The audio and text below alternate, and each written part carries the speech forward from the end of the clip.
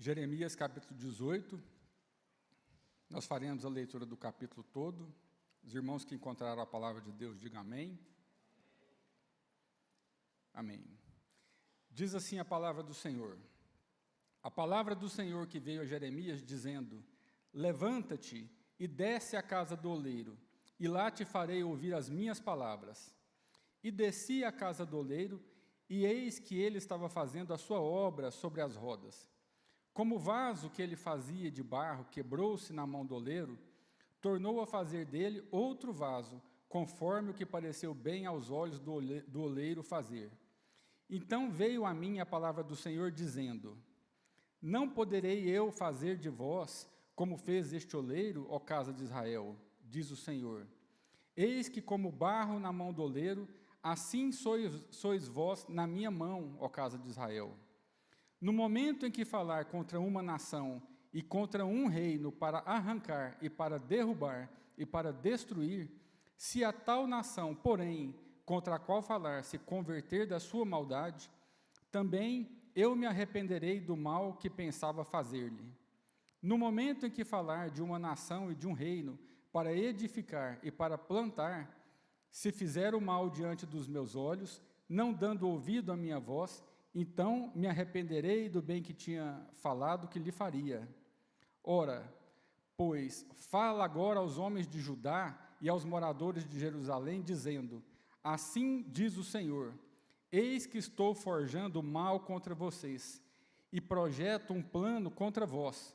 Convertei-vos, pois, agora, cada um do seu mau caminho, e melhorai os vossos caminhos e as vossas ações.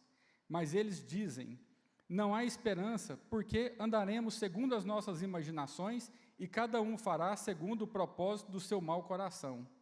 Portanto, assim diz o Senhor: perguntai agora entre os gentios, quem ouviu tal coisa? Coisa muito horrenda fez a Virgem de Israel. Porventura a neve do Líbano deixará a rocha do campo, ou esgotar-se-ão as águas frias que correm em terras estranhas? Contudo, o meu povo se tem esquecido de mim, queimado incenso à vaidade, que os fez tropeçar nos seus caminhos e nas veredas antigas, para que andassem por veredas afastadas, não aplainadas, para fazerem da sua terra objeto de espanto e de perpétuos assobios. Todo aquele que passar por ela se espantará e meneará a sua cabeça. Como vento oriental, os espalharei diante do inimigo, mostrar-lhes-ei as costas e não o rosto, no dia da sua perdição. Então disseram: vinde e maquinemos projetos contra Jeremias, porque não perecerá a lei do sacerdote, nem o conselho do sábio, nem a palavra do profeta. Vinde e firamo-lo com a língua, e não atendamos a nenhuma das suas palavras. Olha para mim, Senhor, e ouve a voz dos que contendem comigo. Porventura, pagar-se-á mal por bem? Pois cavaram uma cova para minha alma. Lembra-te de que eu compareci à tua presença para falar a favor deles e para desviar deles a tua indignação. Portanto, entrega seus filhos à fome e entrega-os ao poder da espada, e sejam suas mulheres roubadas dos filhos, e fiquem viúvas, e seus maridos sejam feridos de morte, e seus jovens sejam feridos à espada na peleja. Ouça-se o clamor de sua casa, quando de repente trouxeres uma tropa sobre eles, porquanto cavaram uma cova para prender-me, e armaram laços aos meus pés. Mas tu, ó Senhor, sabes todo o seu conselho contra mim para matar-me. Não perdoes a sua maldade, nem apagues o seu pecado de diante da tua face, mas tropecem diante de ti. Trata-os assim no tempo da tua ira. Amém? Gostaria de orar com os irmãos mais uma vez, antes da introdução da palavra. Pai querido, nós te louvamos, ó Pai amado, nesta manhã, pela tua palavra, Pai, pela tua palavra que nós temos ouvido nesta casa, diuturnamente. Nós somos gratos, ó Pai, porque o Senhor tem trabalhado na vida do teu povo, o Senhor tem nos moldado, nos instruído, nos direcionado, Pai, e nós somos gratos por isso, porque ouvindo a tua palavra, nós também temos nos arrependido e nos voltado a ti. Fala conosco nesta manhã, mais uma vez, Pai, para que a tua palavra de salvação, a tua palavra de exortação, faça diferença nas nossas vidas, mudando, Pai, a nossa forma de pensar, a nossa forma de agir, para que possamos, ó Pai, agir e pensar de acordo com a tua boa vontade. Ajuda-nos nesta manhã, ó Pai, para que nós sejamos como vasos purificados nas tuas mãos. Assim, ó Deus, nós oramos em nome de Jesus. Amém. Meus irmãos, o profeta Jeremias, aqui no capítulo 18, ele apresenta uma mensagem poderosa sobre a soberania de Deus, sobre o arrependimento e sobre a justiça divina. O profeta Jeremias, ele foi chamado para descer à casa do oleiro, para receber uma mensagem para a nação de Judá. Diferentemente das mensagens que Deus envia aos profetas, os profetas, eles eram chamados para proclamar uma mensagem. E Jeremias aqui, ele é chamado para ouvir uma mensagem do Senhor, através de algo que ele iria presenciar. Nesses primeiros versículos, nós temos aqui a figura do oleiro moldando o barro. E esse oleiro, ele ilustra a soberania de Deus sobre o povo e sobre as suas ações. E nos mostra que Deus tem o controle sobre as nossas vidas. O oleiro aqui também é uma imagem de Deus. E o barro, no texto bíblico, representa o povo de Israel, mas nós também podemos utilizar essa figura do barro como a representação de todo ser humano. E assim como o oleiro tem controle total sobre o barro, Deus tem controle total sobre as nossas vidas. Ele tem poder absoluto para moldar e para refazer as nossas vidas como Ele bem entender. Então, Deus refaz o barro, mostrando a sua paciência e a sua graça, da mesma forma que Ele dá ao seu povo oportunidade de mudança. Deus oferece para nós também uma chance de arrependimento e de sermos transformados. E embora Deus tenha poder para transformar, Ele permite que a escolha de mudança seja nossa. Deus, ele não invade a individualidade de ninguém, mas Ele nos dá a oportunidade de responder à sua graça e de cooperar com o seu trabalho nas nossas vidas. No entanto, Deus deixa claro que é responsabilidade de cada um de nós as escolhas. Nós somos responsáveis pelas nossas escolhas. E embora Deus deseje que todas as pessoas se arrependam, a escolha de abandonar o pecado e se voltar a Deus é totalmente nossa. Então, partindo desses princípios que se encontram aqui no livro de Jeremias, eu gostaria de falar com vocês nesta manhã que Deus é o soberano oleiro. E o contexto de Jeremias 18 se dá em um momento crítico da história de Israel. Nessa passagem, o reino do norte já havia sido levado cativo pelo Império Assírio, e no reino do sul, conhecido como Judá, o povo oscilava entre obedecer e desobedecer a Deus. O povo vacilava entre uma vida piedosa e uma vida de apostasia. Eles tinham o coração dúbio. Às vezes eles eram fiéis e outras vezes eles eram idólatras. E por causa desse coração dividido, o profeta clamava a proximidade do juízo.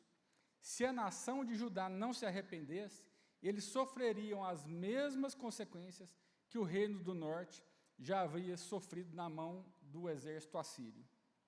Por isso, Deus manda Jeremias à casa do oleiro, para que ele pudesse observar a moldagem dos vasos e recebesse, então, uma mensagem do Senhor. E é o que nós vamos observar em alguns versos. Eu peço que os irmãos deixem a palavra de Deus aberta, e nós vamos ler aqui o verso 2. Deus ordena a Jeremias: levanta-te e desce à casa do oleiro, e lá te farei ouvir as minhas palavras.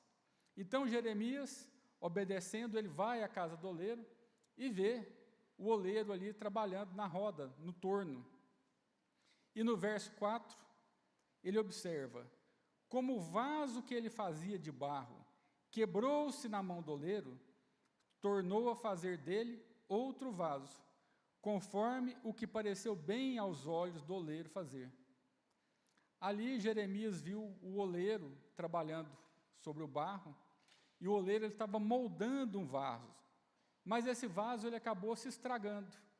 E quando esse vaso se estraga, o oleiro ele não desperdiça esse barro, ele amassa o barro e ele recomeça o trabalho, fazendo então um vaso novo, moldando aquele barro de acordo com a sua vontade. Deus mostra para Jeremias aqui que, apesar de o vaso ter se estragado, Deus o reaproveita. Ele faz um vaso novo de acordo com a sua vontade. Observe que Deus não joga fora o vaso. Ele refaz o vaso. E Deus, ele justifica isso no verso 6. Os irmãos podem acompanhar aí na sua Bíblia. No verso 6, Deus fala: não poderei eu fazer de vós como fez este oleiro, ó casa de Israel. Eis que como barro na mão do oleiro, assim sois vós na minha mão, ó casa de Israel.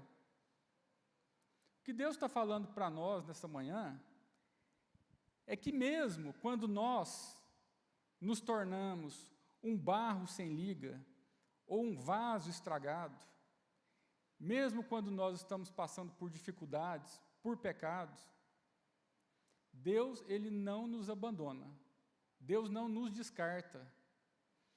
Deus, em sua infinita graça, sabedoria e amor, ele tem o propósito de nos moldar. Por isso, Jeremias é levado naquela casa do oleiro, porque Deus queria mostrar a ele que Deus é o soberano oleiro e nós somos o barro. Então, apesar dos nossos defeitos, das nossas falhas, o Senhor ele não nos abandona. O Senhor, ele nos quer para nos moldar. Então, assim como o oleiro tem controle sobre o barro, moldando o barro de acordo com a sua vontade, Deus tem total controle sobre as nossas vidas. E Deus, ele nos molda, nos transforma e nos guia de acordo com os seus propósitos. Eu posso afirmar para os irmãos nessa manhã, com certeza, que Deus, ele nunca desiste de nós. Deus, ele sempre nos dá uma segunda chance.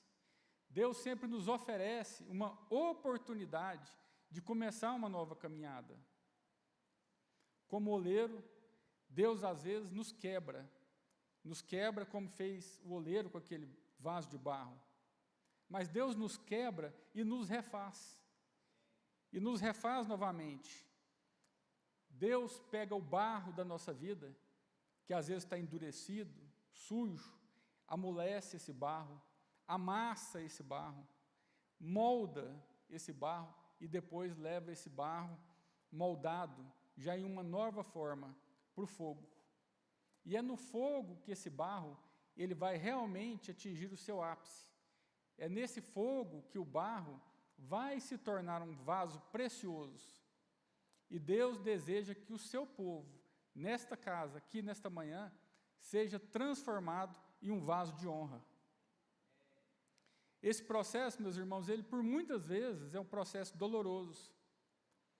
Não existe uma forma de te amassar delicadamente. Então, Deus, quando ele nos amassa, quando ele nos molda, nós sentimos a pressão. Às vezes nós nos angustiamos, nós nos entristecemos, mas Deus quer fazer de nós vasos novos, vasos de honra. E em Romanos capítulo 9, do verso 19 ao 23, o apóstolo Paulo, ele estava falando à igreja, aos romanos em Roma, né? E ele compara aquela igreja a vasos de barro. E ele identifica ali dois tipos de vaso: vasos de honra e vasos de desonra. E os vasos de honra, em uma casa, esses vasos seriam aqueles vasos bonitos, que ficam para enfeitar, para mostrar a sua beleza, e esses vasos de honra, eles são mantidos limpos e reservados, às vezes, para ocasiões especiais. Quando nós carregamos no nosso interior a presença do Espírito Santo, e quando nós nos deixamos ser usados por Deus para levar a misericórdia ao próximo, para demonstrar o amor de Deus ao próximo, nós também nos tornamos vaso de honra. Já um vaso de desonra era semelhante a um pinico, semelhante a um vaso sanitário ou uma lixeira. Esse tipo de vaso, ele ficava escondido nas casas, ele era colocado em locais discretos, em locais escondidos, e nós podemos comparar esse vaso de desonra àquele que não faz a vontade de Deus, aquele que vive afastado de Deus. Quem vive afastado de Deus, quem vive alheio a Deus, é como um vaso de desonra, porque o seu interior está sujo. Mas o nosso Deus, Ele é tão maravilhoso, que Ele pode transformar um vaso de desonra em um vaso de honra. E se for preciso, Ele vai quebrar o vaso e fazer esse vaso novamente. Deus jamais vai desistir do seu povo. Deus jamais desiste de nós. Nessa manhã, a palavra do Senhor quer que nós sejamos um vaso de honra. Se você que está aqui nessa manhã se encontra como um vaso com rachadura, ou um vaso com defeito, se você se encontra diante de Deus como um vaso de desonra, o convite que eu tenho para você nessa manhã é que você se prostre diante de Deus e permita que Deus te quebrante e te molde novamente, segundo o seu querer, para que você seja transformado em vaso de honra. Deixa Deus fazer da sua vida um vaso útil, um vaso para ser usado, um vaso bonito, cheio da graça dEle. Meus irmãos, foi Deus quem nos criou e Deus que nos deu forma. A palavra de Deus diz que nós somos formados do barro. Então Deus, Ele sempre foi o verdadeiro oleiro, porque Ele nos moldou, Ele nos criou, e Ele nos fez para sermos cheios do Espírito Santo dEle. É Ele quem nos molda, segundo o querer dEle. Então nós somos moldados para cumprir os propósitos pelos quais Deus nos criou, de acordo com a sua soberana vontade. Cabe a nós nos sujeitarmos a Deus humildemente, para que Ele cumpra esses propósitos na nossa vida. Amém? Então, nós somos salvos para sermos vasos de honra, para sermos úteis, para sermos preparados para toda boa obra, é o que a palavra de Deus diz. Mesmo quando você cai, mesmo quando você fracassa, Deus, Ele não te descarta. E nessa manhã, Deus quer te dar uma nova vida. Deus tem uma nova mente para você, um novo coração, uma nova família, uma nova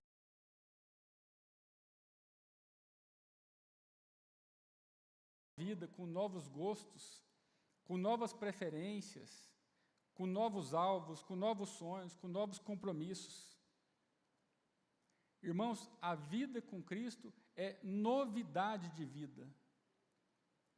Quando nós aceitamos Cristo como Senhor e Salvador, Ele diz que eis que tudo se fez novo.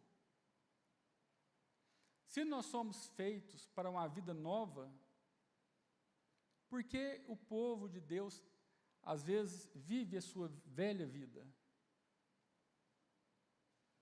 Nós estamos vendo aí as igrejas se misturando com o mundo de tal forma que nós não podemos distinguir o que é igreja e o que é mundo. Mas Deus nos chamou para uma vida nova. E vida nova é uma vida santa, é uma vida no altar, é uma vida cheia do Espírito, é uma vida abundante, e é uma vida eterna na presença de Deus. A visita de Jeremias na casa do oleiro, ela nos mostra que Deus é soberano. E assim como o oleiro tem poder para moldar o barro, Deus tem poder absoluto para moldar a nação de Israel e qualquer outra nação, de acordo com os seus propósitos. E Deus estava dando aquele recado para aquele povo, que Ele poderia, naquele momento, mudar a história de Israel. E Deus fala para nós, neste momento, que Deus pode mudar a nossa história. Deus, Ele pode mudar a nossa vida. Deus pode nos dar novidade de vida. Deus, Ele pode nos tirar da depressão, Deus pode nos tirar da angústia, Deus pode nos tirar das dívidas, mas Deus pode, principalmente, nos tirar de uma vida de pecado. E, consequentemente, nos livrar da condenação eterna e nos dar uma vida eterna com Ele. A partir dos versos 7 ao verso 10, Deus mostra que assim como Ele pode refazer o vaso, Ele também pode mudar os seus planos para uma nação. Se uma nação se arrepender, Ele reverterá o mal planejado. Mas se uma nação continuar nos seus caminhos perversos, ela iria enfrentar o juízo de Deus. Observe aí o verso 8. Se a tal nação, porém, contra a qual falar se converter da sua maldade, também eu me arrependerei do mal que pensava fazer-lhe. Deus declara que pode mudar os seus planos. Se uma nação se arrepender da sua maldade, Deus mudaria os planos. Deus está falando para nós aqui que arrependimento é a chave para mudar o curso da história e arrependimento é a chave para mudar o curso da nossa vida. Se a sua vida não anda num caminho que não está bom, e às vezes até os seus próprios olhos ela não está boa, o arrependimento é o primeiro passo. O arrependimento é a chave de mudança. Meus irmãos, nós temos que nos arrepender diariamente. Mesmo que nós sejamos salvos, libertos, mesmo que nós estejamos cheios do Espírito Santo, nós devemos nos arrepender diariamente. Por quê? Porque nós pecamos diariamente. Nós pecamos consciente e inconscientemente. Portanto, Deus, Ele declara para Jeremias que se aquela nação se arrependesse, Ele podia mudar a história daquela nação. E se nós nos arrependermos, Ele também pode mudar a nossa história. Embora Deus, Ele seja soberano, Ele também é compassivo. Deus deseja o melhor para o seu povo. E Deus faz uma promessa para esse povo. Faz um convite, na verdade. Veja aí no verso 11. Ora, pois, fala agora aos homens de Judá e aos moradores de Jerusalém, dizendo: assim diz o Senhor, eis que estou forjando mal contra vós, e projeto um plano contra vós. Convertei-vos, pois, agora, cada um do seu mau caminho, e melhorai os vossos caminhos e as vossas ações. Em Jeremias 18, Deus oferece ao povo de Israel uma real oportunidade de arrependimento. Ele oferece aqui, diz ao povo, para que o povo se arrependa dos seus pecados. Se o povo se arrepender dos seus pecados, o curso dos acontecimentos podem ser alterados. E Deus nos convida a esse arrependimento. Deus nos convida à obediência e ao arrependimento. Deus deseja que nós nos voltemos para Ele. Os que se voltam para Deus encontram, em primeiro lugar, misericórdia. E a escolha é nossa. Nós podemos perseverar no caminho do pecado e enfrentar a justiça de Deus, ou nós podemos nos arrepender e receber a graça. E essa mensagem, que também é a mensagem do Evangelho, ela é uma mensagem tão simples que as pessoas não conseguem. As pessoas não conseguem se arrepender, porque elas acham que elas precisam de fazer algo mais, elas precisam fazer algo além. E a palavra de Deus não diz isso. A palavra de Deus diz que todo aquele que se arrepender e confessar a Cristo como seu Senhor e Salvador será salvo. E Israel aqui teve uma oportunidade verdadeira, genuína, de se converter e de se arrepender. Consequentemente, se eles se arrependessem, o juízo de Deus, que já estava em andamento, poderia retroceder, ao invés de progredir para o exílio. E Deus, Ele nos faz essa promessa constantemente. A palavra de Deus na Bíblia é essa promessa de início a fim. Quem se arrepender e se converter do seu mau caminho, vai ter um encontro com Deus. Quem aceitar o Senhor Jesus como seu Senhor e Salvador, vai ter uma nova vida. Mas, infelizmente, a resposta que o mundo nos dá, não é uma resposta de arrependimento. O povo de Israel, infelizmente, teve a mesma resposta. E o que eles falaram no verso 12 é assim: mas eles dizem, não há esperança, porque andaremos segundo as nossas imaginações, e cada um fará segundo o propósito do seu mau coração. Eles falaram que não há esperança, porque eles queriam continuar agindo da mesma forma. E, infelizmente, nós pregamos o Evangelho, nós falamos aos nossos familiares, e não há arrependimento porque as pessoas querem continuar vivendo a vida como elas desejam. As pessoas, infelizmente, querem continuar vivendo uma vida de prostituição, uma vida de alcoolismo, uma vida longe de Deus, porque elas querem satisfazer os seus próprios prazeres, porque elas querem viver as suas vidas como elas bem desejam. E apesar das maldições e do juízo iminente, a resposta do povo revela simplesmente a contumácia do seu coração. E é essa resposta que nós estamos vendo nas ruas. Apesar de que a palavra de Deus declara um juízo terrível para aqueles que vivem à parte de Deus, as pessoas continuam ignorando esse juízo, continuam ignorando o que a palavra de Deus diz, porque elas querem viver como bem entendem. Quantas vezes nós também temos vivido como esse povo, insistindo nos nossos maus caminhos, em vez de nos submetermos à direção de Deus? É muito fácil, meus irmãos, nós cairmos nas armadilhas de pensarmos que nós sabemos o que é melhor para nós.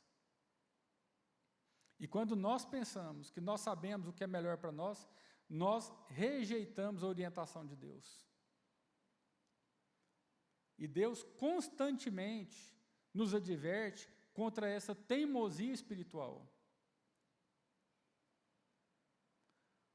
Ontem, infelizmente, nós vimos milhares de pessoas se aglomerando nas cidades para adorar ídolos, para colocar a mão em cordas ou em estátuas, se esquecendo de quem é o verdadeiro Deus.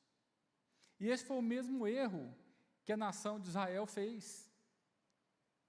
A nação de Israel se esqueceu do verdadeiro Deus para adorar a ídolos. a partir dos versos 13 ao verso 15, Deus faz uma comparação que Israel, que deveria ser como uma fonte de água pura, tornou-se impura. Uma nação que abandonou Deus para seguir falsos deuses. Observe aí o verso 15. Contudo, o meu povo esqueceu-se de mim. Queimam incenso a ídolos inúteis, que os fazem tropeçar em seus caminhos e nas antigas veredas, para que andem em desvios em estradas não aterradas.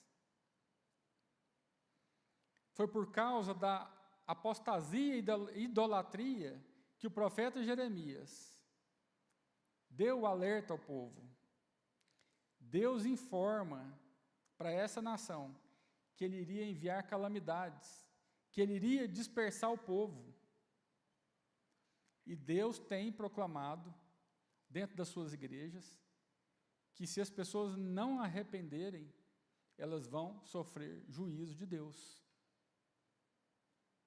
Nós estamos aqui nessa manhã reunidos aqui na casa do Senhor, porque nós temos entendido, nós temos tido o entendimento de que nós precisamos nos arrepender diariamente. E a promessa de Deus para o povo de Israel, por causa da falta de arrependimento e da falta de conserto, está aqui a partir do verso 17.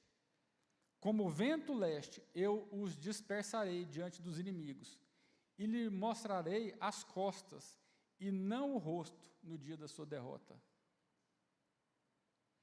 Deus ele fala que se aquele povo se arrependesse, ele poderia mudar o juízo, e que dependendo da ação daquele povo e do arrependimento do coração deles, eles poderiam ser restaurados.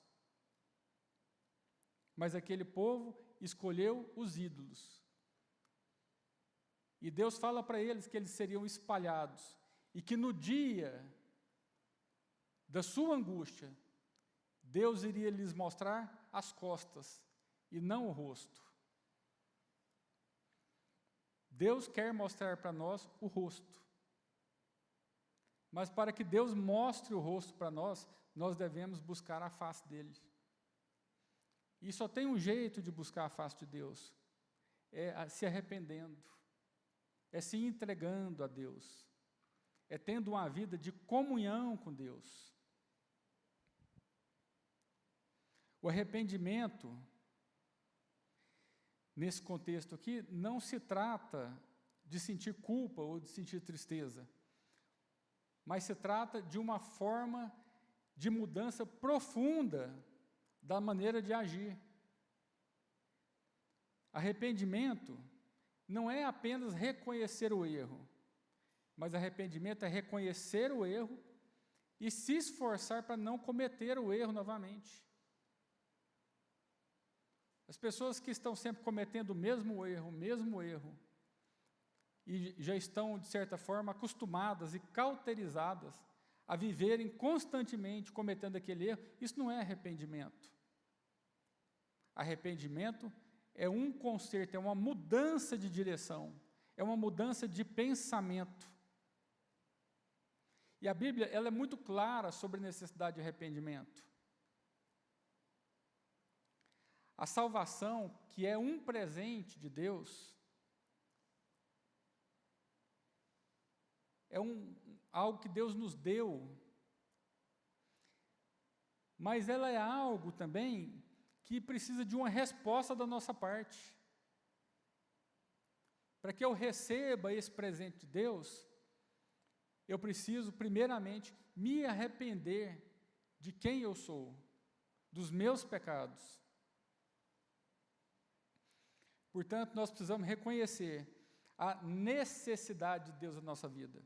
Nós precisamos nos arrepender dos nossos pecados. E aí sim, nós podemos receber o Senhor Jesus como nosso Senhor e nosso Salvador. E o povo de Judá tinha a oportunidade de receber a Deus, mas além de rejeitar a Deus, eles ainda passaram a tramar contra a vida do profeta. Verso 18, então disseram, venham, façamos planos contra Jeremias, pois não cessará o ensino da lei pelo sacerdote, nem o conselho dos sábios, nem a mensagem do profeta. Venham, façamos acusações contra ele e não ouçamos nada do que ele disser. Observa, meus irmãos, que em meio à apostasia e daquela situação que eles estavam vivendo, o planejamento deles era calar a boca do profeta. Os líderes e o povo decidiram, então, atacar Jeremias, pensando que se eles silenciassem o profeta, eles poderiam continuar praticando seus pecados sem consequência. O povo não aceitava a mensagem de juízo e preferiam ainda viver na sua teimosia. E é isso que acontece no mundo. As pessoas preferem calar a boca do povo de Deus. Eles preferem que nós não proclamemos o Evangelho, como se isso fosse fazer diferença. Como se nós não falássemos a palavra de Deus, alertando sobre a condenação, essa condenação seria extinta. Eu vi uma notícia ontem, enquanto eu preparava essa palavra, que eu pensei, eu vou ter que comentar sobre isso com os irmãos. E essa notícia saiu no portal Conexão Política. E me deu uma certa indignação quando eu li, porque eu fiquei pensando, tudo é permitido no mundo. As pessoas estão vivendo em prostituição, com drogas, com adultério, com uma série de situações, e tudo é permitido. Mas a notícia do portal é que o Ministério Público de Pernambuco abriu um procedimento administrativo para fiscalizar a prática dos chamados intervalos bíblicos nas escolas estaduais do município de Goiânia, após denúncias feitas pelo Sindicato dos Trabalhadores em Educação de Pernambuco. O sindicato relatou que algumas instituições têm permitido que os seus alunos realizem cultos evangélicos durante o horário escolar, sem a participação de outras religiões ou de supervisão adequada. O sindicato entrou com uma ação no Ministério Público, porque os alunos de uma escola estadual estavam realizando culto. Eu pergunto para os irmãos se os irmãos já viram alguma intervenção do Ministério Público sobre a ideologia de gênero pregada nas escolas. Você já viu alguma intervenção do Ministério Público quando tocam aqueles funks obscenos nos recreios das escolas? Você já viu alguma intervenção do Ministério Público quando drogas são vendidas para as crianças nas escolas? Não. Mas quando os alunos, de maneira espontânea, resolvem fazer um culto evangélico, o Ministério Público é acionado.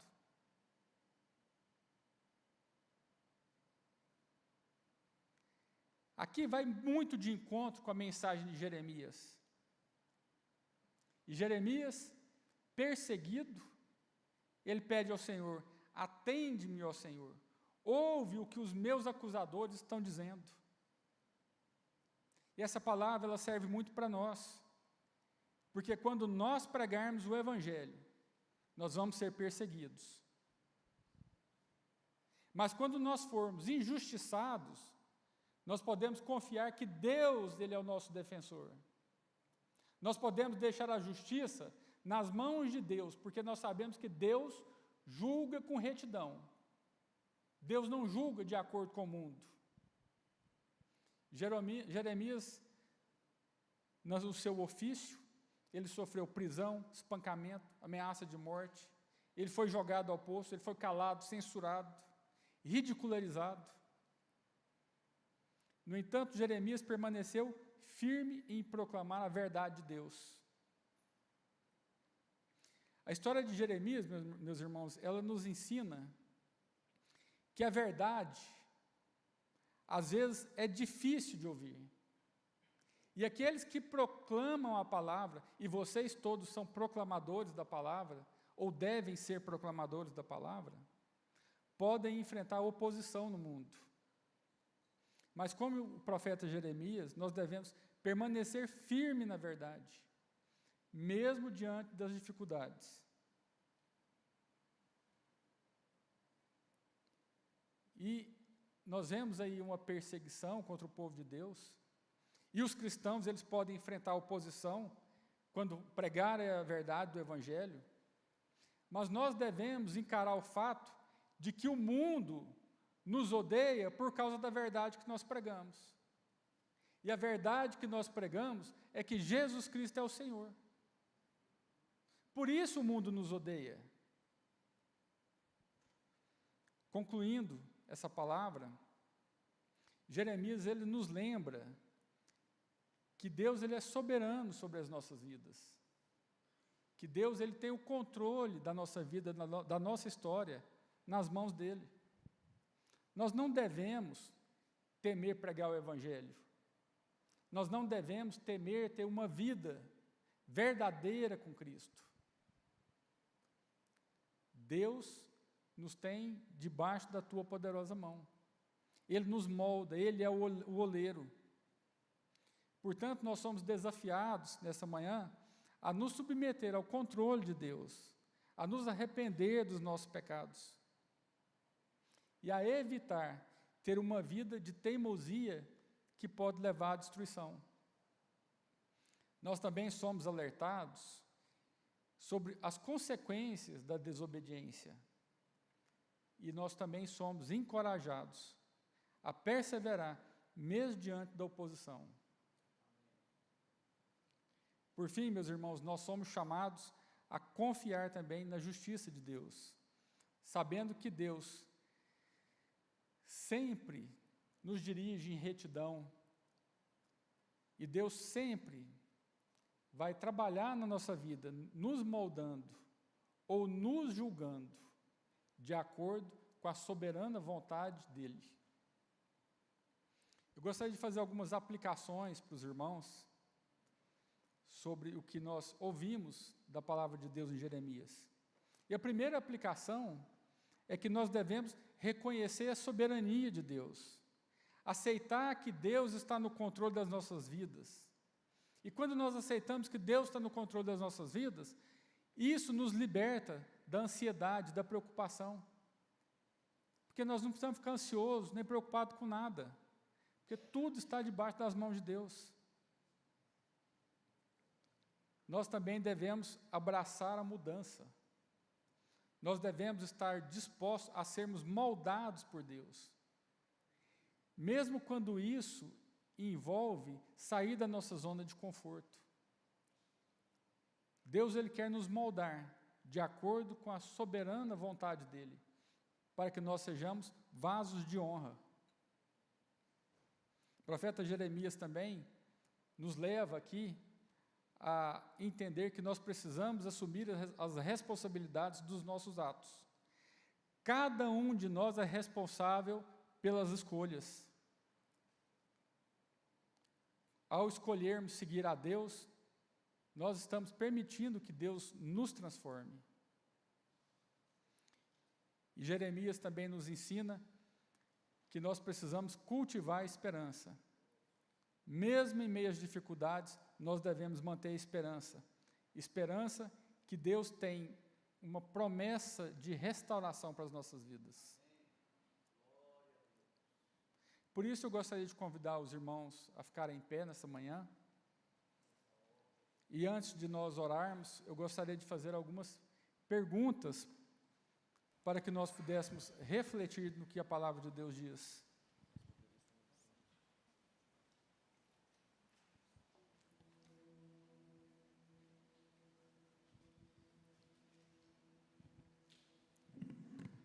Diante do que nós temos ouvido na palavra de Jeremias 18, eu gostaria de fazer algumas perguntas para os irmãos, para que nós pudéssemos, juntos, fazer uma breve reflexão sobre isso. E a primeira pergunta é: como que nós temos respondido ao chamado de Deus nas nossas vidas? Porque Deus tem um chamado para todos nós.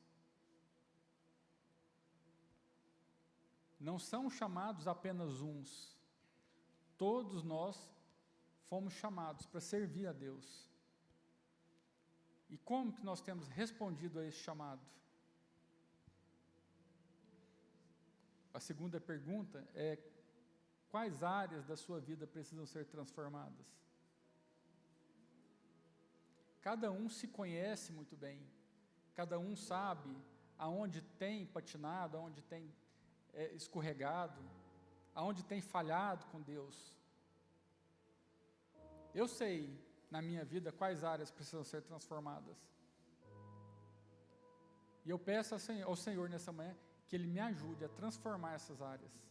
Todos nós temos áreas que precisam ser transformadas. Como vaso de barro nas mãos do oleiro, que tipo de vaso você está disposto a se tornar? Você vai ser um vaso de honra para a glória de Deus? Ou você tem sido um vaso de desonra? Será que você permite que Deus te molde? Ou você vai resistir a Deus e escolher andar pelos seus próprios caminhos?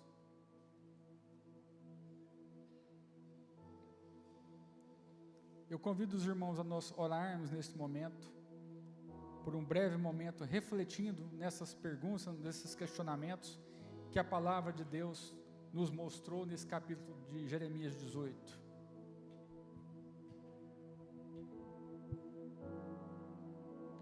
Sei que os teus olhos, sempre atentos, permanecem em mim.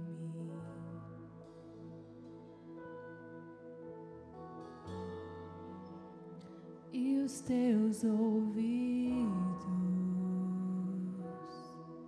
estão sensíveis para ouvir meu clamor. Posso até chorar,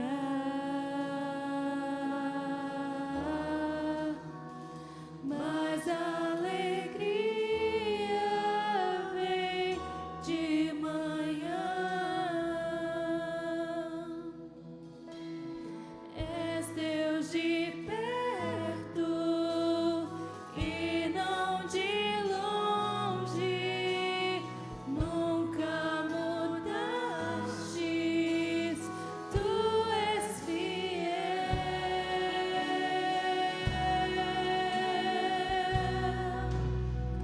Deus de aliança, Deus de promessas, Deus que não é homem pra mentir.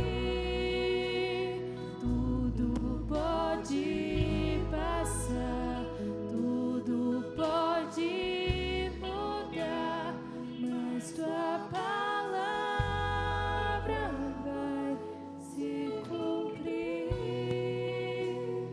Pai querido, nós te louvamos, ó Deus, nesta manhã, pedindo, ó Pai, que o Senhor molde a nossa vida, ó Deus, que nós possamos, ó Pai, dar uma resposta para os questionamentos que Jeremias fez ao povo de Israel.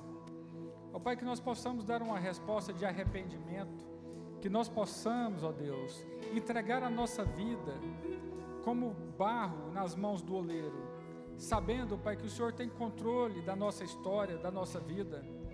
Pai, molda-nos de acordo com a Tua vontade, de acordo com a Tua soberana graça, ó Deus, que nós possamos nos arrepender dos nossos caminhos e nos entregarmos a Ti. Ó Pai amado, usa as nossas vidas também como vasos de honra, para a honra e glória do Teu santo nome, Pai. Que nós sejamos, Pai, como aquele belo vaso, que nós possamos nos encher do Espírito Santo de Deus e derramar e transbordar, ó Pai, sobre a vida das outras pessoas. Dá-nos esta bênção nesta manhã, para a honra e glória do Teu nome, Pai. Assim, ó Deus, nós nos despedimos desta manhã,